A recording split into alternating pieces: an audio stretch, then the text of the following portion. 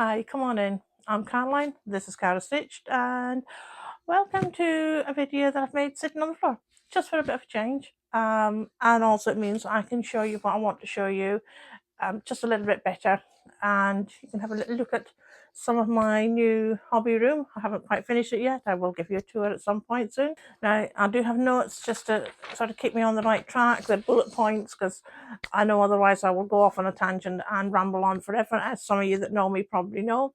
And what I really wanted to start with speaking about is the fact that we are now starting our whip out your whips and whip up your stitches challenge. Now, this is running in my crochet community, but I'm also going to run it here. It's a lovely way to get our January out of the way and do something useful and help us to move on through those whips that we all have sitting in our cupboards, and I have a number of those. Now, in my crochet community on school, the crochet circle, we are obviously started this particular challenge together. I do have a little competition running in there. I will stick a link for it down below if any of you want to join us there. However, it doesn't mean to say you can't follow along and do it here from YouTube as well. And what I really wanted to introduce you to is my own very special whip that I have. Now, this is one that I have been putting off for very nearly 10 years, not because it wasn't something I didn't want to do, but because it was something that I found quite difficult to do. It's quite an emotional one for me, and some of you will know, some of you won't, but my mum was a teacher and taught all her life in our very small community that I was born in, up in the Shetland Isles, and taught lots of children. It was a one teacher school for a long time and then became a two teacher when my aunt joined. And when I was little, she taught me how to crochet. Now, I don't remember learning those first few stitches that she taught me, but it's something that's really sort of stayed with me the whole time through my life. Now, I didn't pick up a hook for a while through late teens and so on, but it's something that I've come back to time and time again, and something that I've really enjoyed over the last few years and have been able to make into a little business for myself, which I thoroughly enjoy. So, as I say, this comes from my mum, and it is 10 years this coming year since she passed away.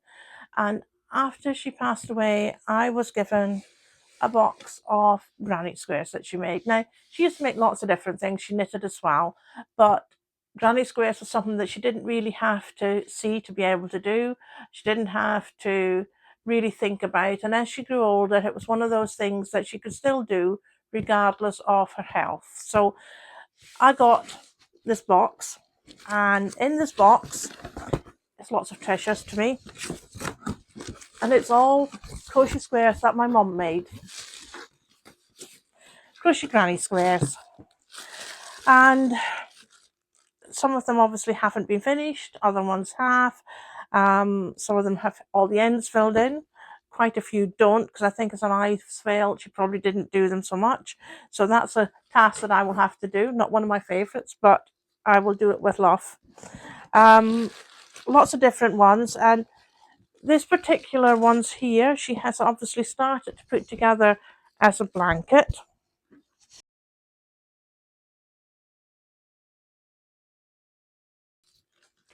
So yes, so she started to put this together, so I'll need to just sort out exactly where they all are, and how they're supposed to go together, and try and make some blankets out of it.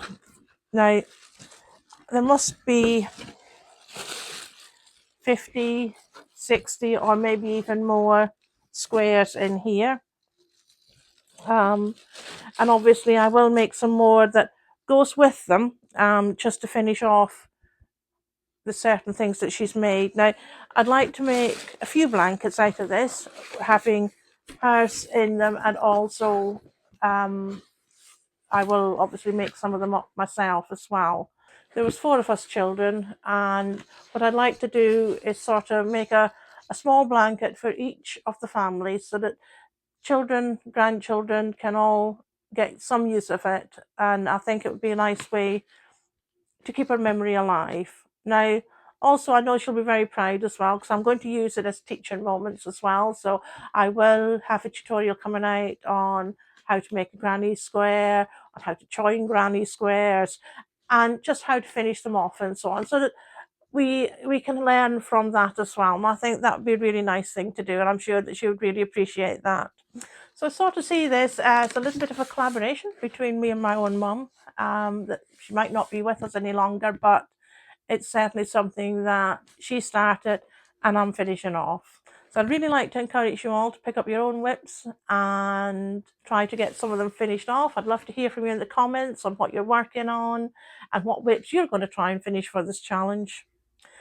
We're all doing this together. We're all in it together, and we'll encourage each other along the way. And if you want to, please do join our community over on School, the Crochet Circle. Links will be down below. Something that we're all working on together and helping each other out with. Thank you for joining me, for keeping me company, and I'll see you in the next one.